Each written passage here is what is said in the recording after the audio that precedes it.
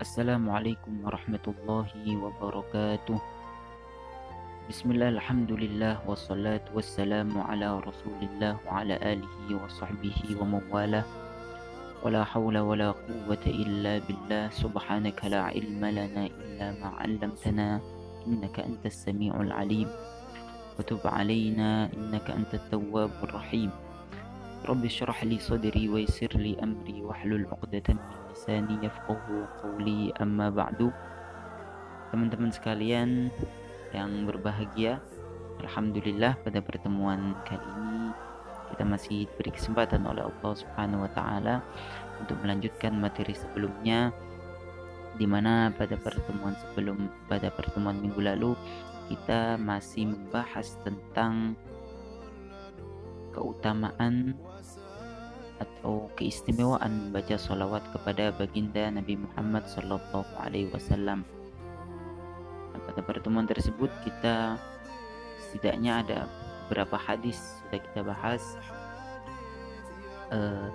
tentang keutamaan yang diperoleh atau keistimewaan yang diperoleh bagi seseorang yang membaca sholawat kepada Nabi Muhammad.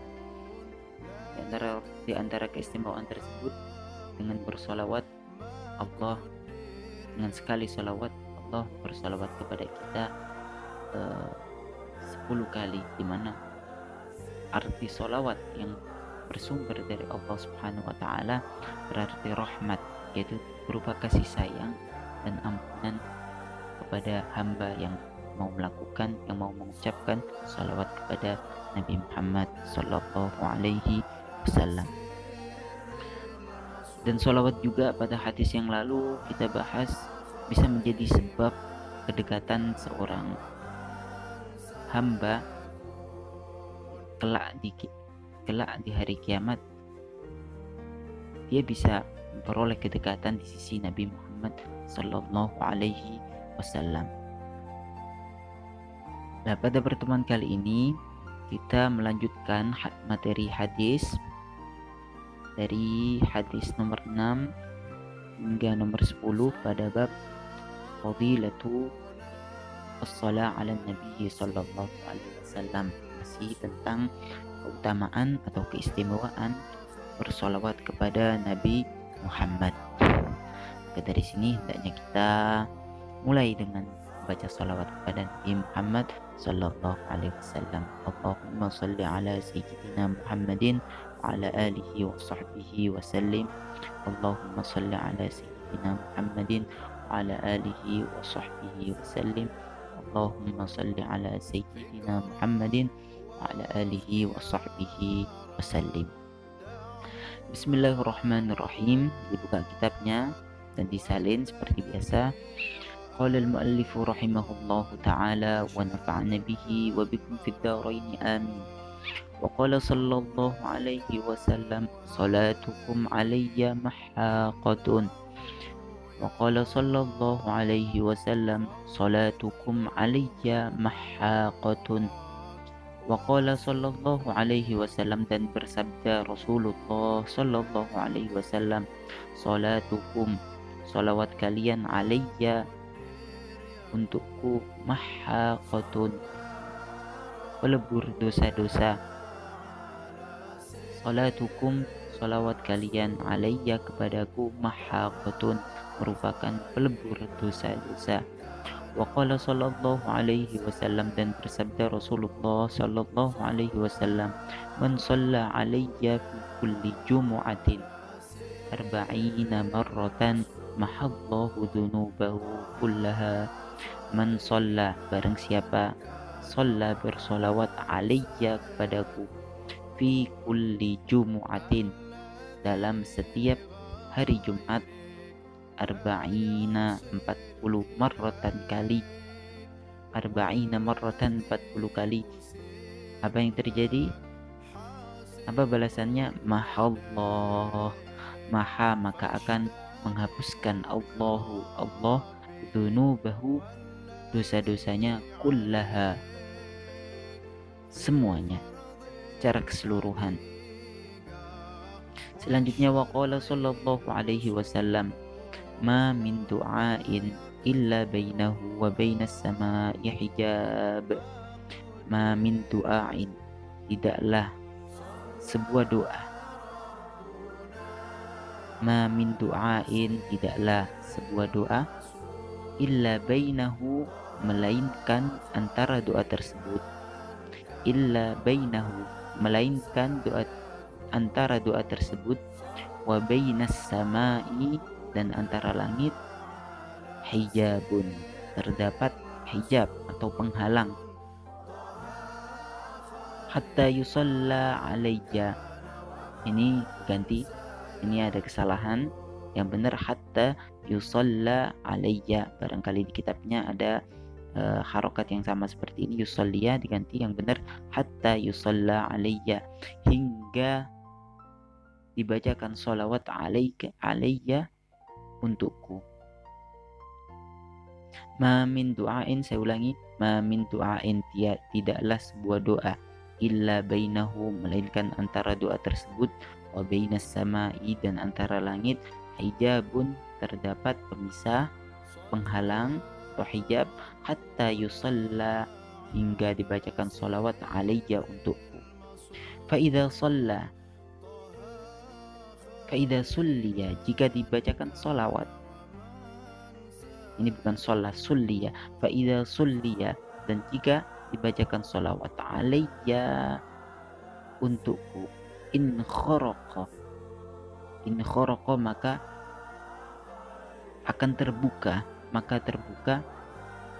atau sobek. In khoroqa itu arti awalnya sobek, tapi yang dimaksud sini maka akan terbuka, dzalikal hijabu, penghalang tersebut atau hijab tersebut, wa rufi'at du'a, dan diangkat doa. Selanjutnya, waqala sallallahu alaihi wasallam, man shalla alayya fi yawmin mi'ata marrah qadallahu lahu mi'ata hajatin sab'ina minha li akhirati wa 30 minha li dunya. Waqala sallallahu alaihi wasallam, man shalla alayya, barang siapa yang bersolawat kepadaku, fi yawmin, dalam satu hari, mi'ata marrah, 100 kali, qadallah, maka Allah akan menunaikan lahu, baginya, mi'ata hajatin, 100 hajat, maka Allah akan menunaikan, qadallah, maka Allah akan menunaikan lahu, baginya, mi'ata hajatin, 100 hajat, sab'ina minha, 70 diantaranya, li akhiratih, untuk hajat akhiratnya, wa 30 minha, dan 30 dari 100 tersebut, di dunia, untuk hajat dunianya. Waqala sallallahu alaihi wasallam, hadis terakhir, man shalla alayya salatan wahidatan sallallahu alaihi wa malaikatuhu 20 marratan wa lam yamut hatta yubasyaru bil jannah.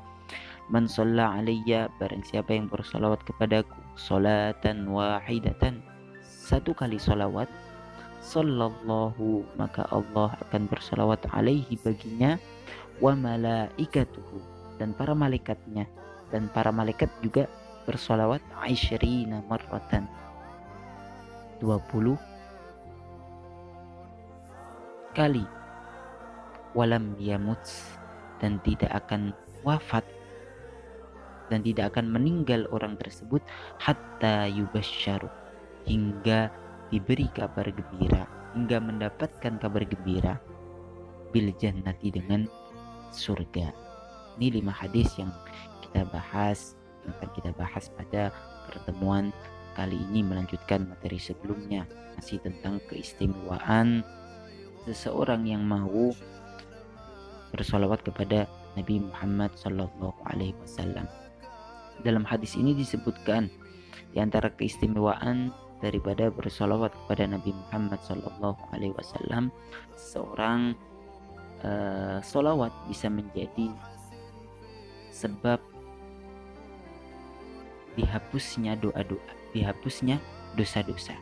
Sebagaimana disebutkan tadi dalam hadis pertama, salatukum alayya mahaqah. Di solawat kita nih, solawat kita pada baginda Nabi Muhammad Allahumma sholli ala sayyidina Muhammad, Allahumma sholli ala sayyidina Muhammad, itu bisa menjadi sebab agar dosa-dosa kita dihapuskan oleh Allah Subhanahu wa taala. Nah, ini hubungannya dengan hadis-hadis sebelumnya, di mana pada hadis pertama misalkan disebutkan seseorang, hadis sebelumnya pada pertemuan yang lalu bagaimana disebutkan ketika kita bersolawat maka Allah bersolawat atas orang yang mau bersolawat tersebut, dan makna solawat yang berasal dari Allah Subhanahu wa taala kepada hambanya sebagai balasan orang yang mau bersolawat kepada Nabi Muhammad itu dalam pengertian maghfirah, suatu ampunan dari Allah kepada hambanya. Sehingga jelas dalam hadis ini sebagai penjelasan atas hadis itu, sholatukum alayya mahaqatun. Dan disebutkan juga diantaranya tadi bahwa tidaklah suatu doa yang kita panjatkan kepada Allah Subhanahu wa taala melainkan antara doa tersebut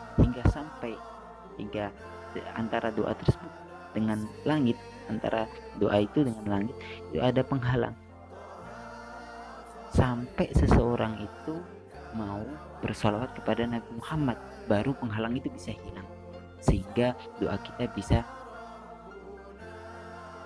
diangkat dan kemudian diijabah doa itu. Makanya kita tidak jarang mendengar kalau seorang yang berdoa itu pasti dimulai dari memuji Allah Subhanahu wa taala. Kemudian di situ juga terdapat sholawat di permulaan doa. Begitu juga di akhir doa, pasti terakhir ditutup dengan wassallallahu ala sayyidina Muhammadin walhamdulillah rabbil alamin. Bahkan kalau kita perhatikan guru-guru kita kalau berdoa ya seperti itu.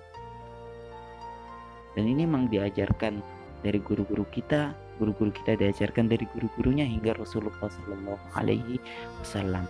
Awal doa dimulai dengan sholawat dan di akhir doa dan doa tersebut diakhiri dengan sholawat juga. Sehingga doa yang berada di antara dua sholawat itu pasti diangkat dan doa akan terkabul berkat sholawat kepada Nabi Muhammad. Dan di sini juga disebutkan dalam hadis yang keempat, man shalla alayya fi yawmin mi'ata marrah. Jadi dalam sehari ini kalau misalkan kita mau bersolawat 100 kali dalam satu hari, ini nggak butuh waktu banyak, paling tidak ya 5 menit lah, 10 menit atau 10 menit. Ini kalau kita mau bersolawat 100 kali, yang kita peroleh pertama, perhatikan, itu Allah akan menunaikan 100 hajat kita, keinginan kita. Kita ini kan masing-masing punya keinginan ini, keinginan itu. Nah, dengan berkat sholawat 100 kali yang kita baca dalam sehari, itu Allah menunaikan hajat kita 100 hajat kita. Nah, 70 diantaranya itu hajat akhirat dan 30 diantaranya itu hajat dunia kita. Urusan apapun, urusan kita di dunia, urusan belajar kita, urusan kebaikan untuk orang tua kita, dunia orang tua kita, dan yang lain-lain, itu bisa kita dapat melalui sholawat 100 kali dalam sehari. 30-nya perkara dunia atau hajat kita yang sifatnya duniawi, dan 70 yaitu hajat kita yang sifatnya ukhrawi. Lah, dari beberapa hadis yang kita bahas ini dan pada minggu lalu, kita bisa menyimpulkan bahwasanya di situ memang begitu banyak keistimewaan, begitu besar keistimewaan dan keutamaan sholawat begitu besar. Dari kita memperoleh kedekatan nanti di hari kiamat, kemudian Allah juga bersolawat kepada orang yang mau bersolawat kepada Nabi Muhammad, yaitu berupa ampunan dan seterusnya, hajat-hajat kita diterima dan juga seterusnya. Nah, ini setidaknya bisa menjadi penyemangat kita untuk selalu bersalawat kepada Nabi Muhammad dalam mengisi dan juga untuk mengisi kekosongan waktu kita nganggur gitu, kita baca sholawat. Dan ini sebagai penutup, ini ada faidah bersalawat kepada Nabi Muhammad Sallallahu Alaihi Wasallam. Ini saya ambil dalam kitab As-Salah 'alan Nabi karya Syekh Abdullah Sirajuddin Al-Husaini. Ini salah satu ulama dari Suriah. Beliau masih keturunan Nabi Muhammad Sallallahu Alaihi Wasallam dari jalur Al-Husaini, dari jalur Husain, yaitu cucu Nabi Muhammad. Nah, di antara faidah bersolawat kepada Nabi Muhammad Sallallahu Alaihi Wasallam bisa dilihat itu yang pertama, mendekatkan orang yang bersolawat dengan Rasulullah di hari kiamat, sesuai dengan hadis awal dalam kitab. Itu seseorang yang berbanyak solawat, semakin banyak solawat yang kita baca, semakin dekat kita kepada Rasulullah di hari kiamat. Kemudian yang kedua, mengatasi atau menyelesaikan kesusahan atau kegelisahan dunia dan akhirat. Jadi setiap masalah, setiap masalah yang kita hadapi, baik itu masalah belajar, masalah pemahaman kita, misalkan kita masalah pemahaman di memahami pelajaran, masalah hafalan kita yang lemah, dan masalah-masalah yang lain, solusinya ada pada sholawat pada Nabi Muhammad. Dan yang ketiga disebutkan juga di situ, di antara faedah bersolawat yang akan kita peroleh dengan bersolawat, yaitu terpenuhinya hajat baik di dunia dan di akhirat. Yang keempat, membuka pintu-pintu kebaikan dan menghilangkan kefakiran. Ini semuanya luar biasa. Ini kita tak bisa kita peroleh melalui bersolawat kepada Nabi Muhammad. Nah, ini yang kelima, yaitu menjadi sebab nama orang yang bersolawat disampaikan kepada Nabi Muhammad. Jadi setiap kali kita bersolawat, nama kita disampaikan kepada Rasulullah. Misalkan Ahmad atau misalkan Mustafa, ada orang namanya Mustafa, dia bersolawat, Allahumma salli ala Sayyidina Muhammad. Nah, nama dia dan nama bapaknya disebutkan di hadapan Rasulullah. Nah, ini suatu kebanggaan yang luar biasa. Makanya guru-guru kita ada yang menyebutkan di antara birrul walidain, seseorang dianggap berbakti kepada orang tua, yaitu dengan cara dia bersolawat. Kok bisa begitu? Ya, sebab dengan dia bersolawat, nama dia dan bapaknya akan disebutkan di hadapan Rasulullah. Nama dia dan nama bapaknya disampaikan kepada Rasulullah. Ini bentuk bakti seorang anak kepada, di antara bentuk bakti seorang anak kepada orang tua. Sebab nanti nama dia dan nama bapaknya akan disebutkan di hadapan Rasulullah Sallallahu Alaihi Wasallam. Nah, selanjutnya yang keenam, yaitu menjadi pengingat ketika lupa akan suatu perkara. Misalkan kalau kita lupa naruh apa, lupa pelajaran, misalnya ketika ujian, lupa dengan materi yang sudah kita pelajari, ternyata ketika ujian lupa, ya kita baca sholawat biar ingat lagi. Ini kita lihat dari guru-guru saya dulu di Cianjur, sebagian di antara beliau itu kalau lagi ngajar, ini kita dapati dari beliau kalau lagi ngajar menjelaskan sesuatu persoalan dan kemudian lupa mengingat-ingat, itu pasti dibarengi dengan bersolawat, Allahumma shalli ala sayyidina Muhammad, Allahumma shalli ala sayyidina Muhammad, sambil nginget-inget, sambil diingat-ingat, sambil baca salawat, Allahumma shalli ala sayyidina Muhammad, Allahumma shalli ala sayyidina Muhammad.